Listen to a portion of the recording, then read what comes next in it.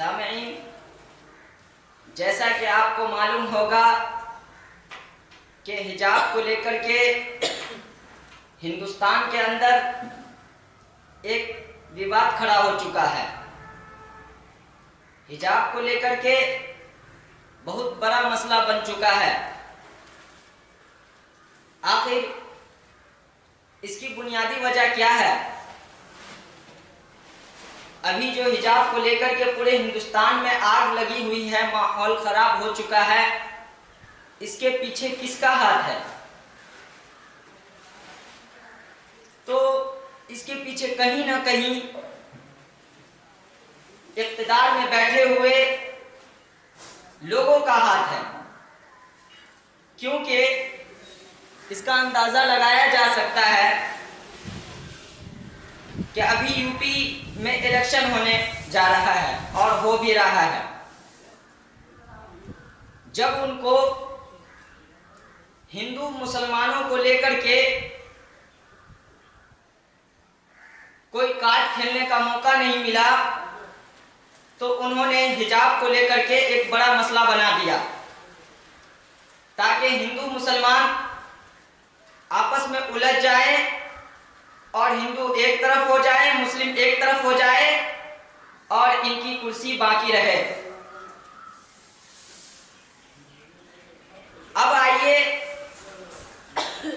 ہم اسلامی نقطہ نظریہ سے دیکھتے ہیں کہ اسلام میں پردہ کی کیا اہمیت ہے، اسلام میں پردہ کی کیا حیثیت ہے۔ تو اللہ تعالیٰ نے فرمایا یا ایھا النبی قل لازواجک وبناتک ونساء المؤمنین یدنین علیہن من جلابیبہن ذلک ادنی ان یعرفن فلا یؤذین۔ یا ایھا النبی، اے نبی صلی اللہ علیہ وسلم، اے آقا دو جہاں تاجدار بطح محمد عربی صلی اللہ علیہ وسلم، قل لازواجک، آپ اپنی بیویوں سے کہہ دیجئے، وبناتک، اور اپنی بیٹیوں سے کہہ دیجئے، ونساء المؤمنین، اور تمام مومنوں کی عورتوں سے کہہ دیجئے، یدنین علیہن من جلابیبہن، کہ اپنے اوپر چادریں ڈال لیا کرے، مطلب پردہ کر لیا کرے، حجاب کر لیا کرے۔ اور ایک جگہ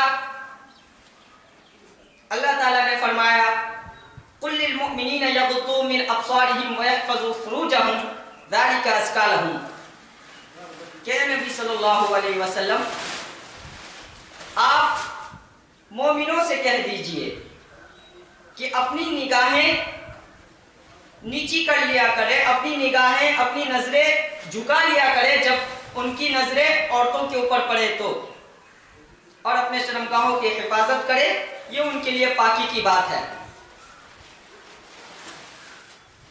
اس آیت سے ان لوگوں کا بھی منہ توڑ جواب ہے جو یہ کہتے ہیں کہ اسلام کے اندر عورتوں کو دبایا جاتا ہے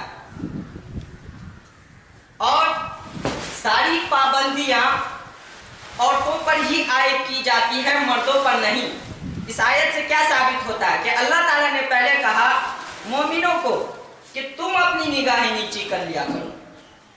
آئیے ایک اور آیت دیکھتے ہیں، وہاں ہے قل للمؤمنات یغضضن من ابصارہن ویحفظن فروجہن۔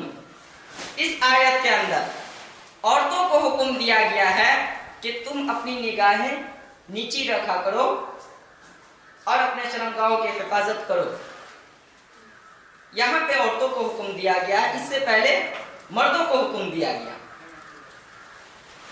اور پردہ کا اہتمام صحابہ اور صحابیات کے نزدیک اتنی تھی،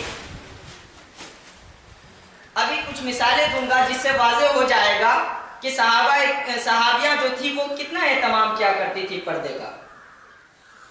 جب پردے کی آیت نازل ہوئی تھی تو انصار کی کچھ صحابیاں بازار میں تھی، اس آیت کو نازل ہوتے ہی انہوں نے پردے کا اتنا اہتمام کیا کہ بازار سے گھر جانا بھی پسند نہیں کیا بغیر پردے کا۔